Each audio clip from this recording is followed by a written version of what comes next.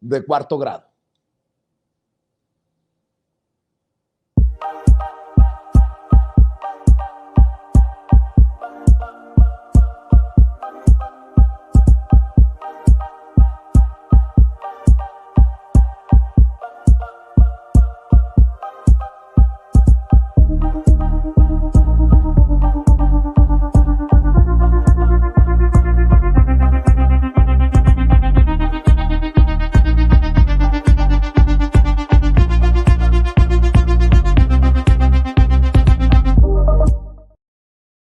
Hay que elevar el nivel del debate. Ya llegó la querida Yasmín Ugalde, integrante del Instituto Nacional de Formación Política de Morena, para hablar de estas iniciativas de reformas que tanto han lastimado la soberbia de muchos que quieren mantener las cosas como están, esos que se sienten, pues, ¿por qué no decirlos?, damnificados de esta cuarta transformación. Querida Yasmín, te saludo con mucho gusto. Buenas noches.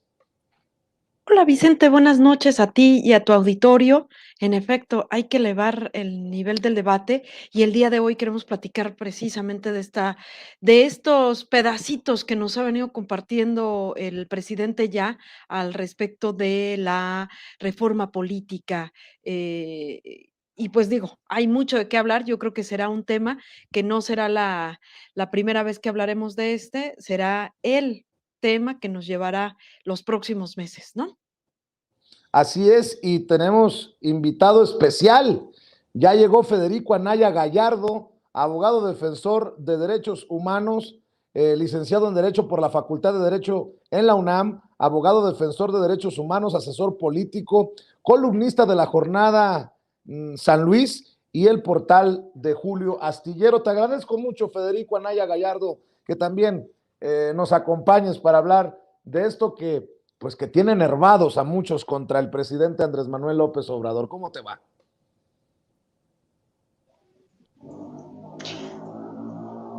Vicente, creo que me has confundido porque yo soy Federico Alcalá y mi tocayo Anaya, pues sí, seguramente Te ofrezco una disculpa, Federico. Porque también es una persona muy valiosa para nosotros, el yo colega siempre, Federico, yo siempre tengo que aceptar los errores como responsable de este espacio sin censura. Perdóname, Federico, me dijeron, va Federico, pues yo ahí voy como el Borras. Te ofrezco una disculpa, Oye, querido pero si lo Federico. tienes en la lista de espera, ponlo porque yo también quiero escucharlo, ¿eh? Ojalá que lo tuvieras, ¿eh?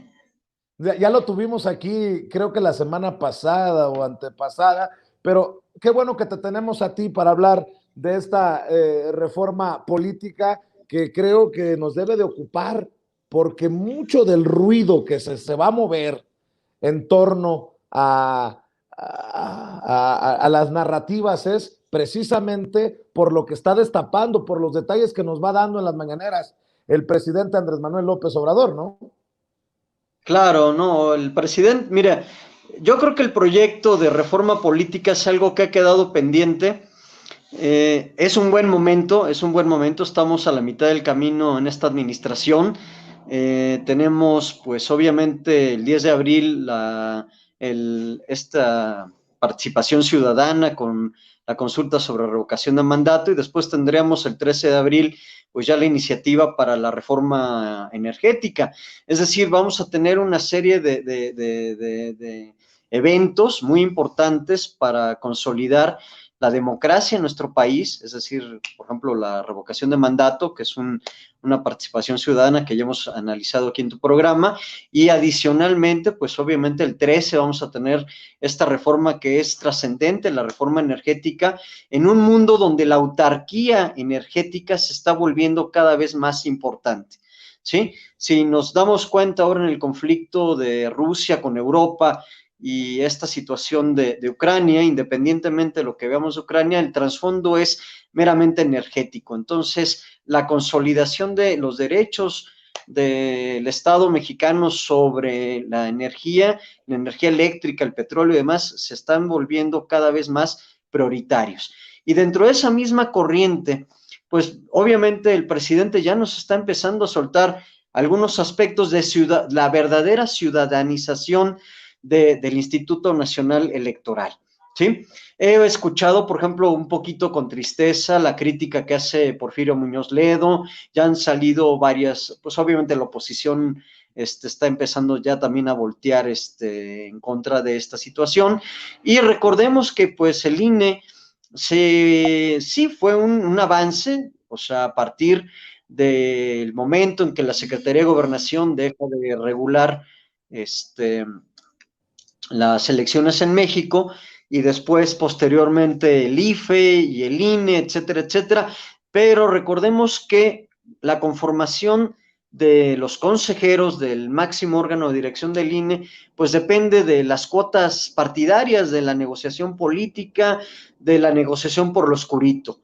Entonces, el presidente lo que nos está proponiendo es que la elección de los consejeros y del consejero presidente se monte en un proceso donde verdaderamente participe la ciudadanía. Es decir, que se haga una propuesta de un grupo amplio de posibles consejeros.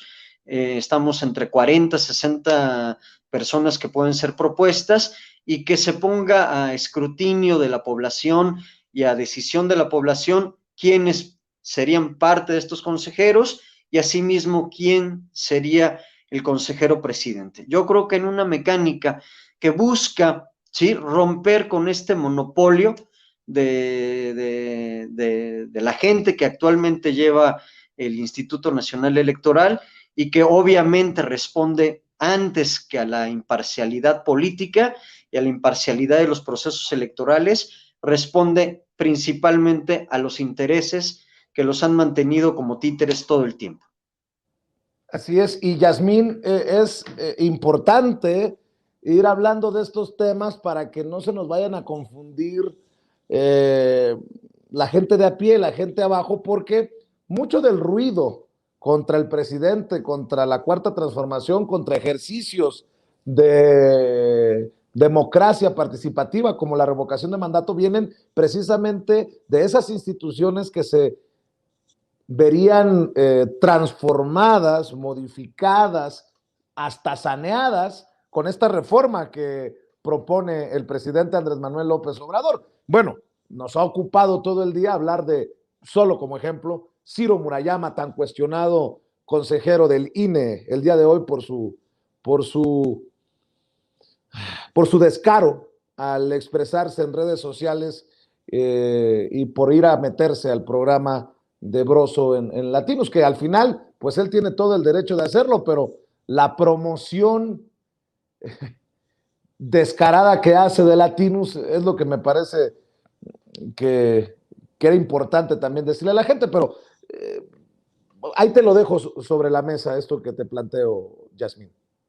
Sí, y es que fíjate, ahorita decías, para que no haya como confusión, ¿no? Con la ciudadanía.